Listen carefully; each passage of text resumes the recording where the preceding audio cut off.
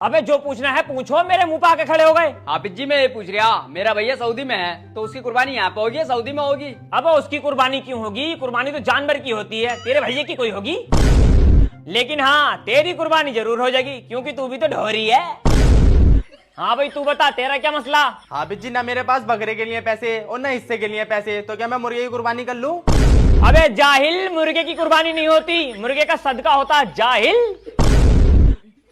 तू बता भाई तेरा क्या मसला है? हाफिज जी मैं ये पूछ रहा, बकरा खरीदते टाइम क्या देखना चाहिए? बकरा खरीदते टाइम सिर्फ पैसा देखना चाहिए। पैसे की टेंशन ना हाफिज जी, पैसा बहुत है। अबे जाहिल, पैसा ही देखना चाहिए, हराम का है या हलाल का है? याद रखिए पैसा ही देखना पड़ता है, हराम का तो नहीं है, चोरी का तो नहीं है, नाजायज तो नहीं है। अगर किसी का हक मार कर 10 कुर्बानी भी कर लेगा ना तो कबूल ना होंगी जाहिल।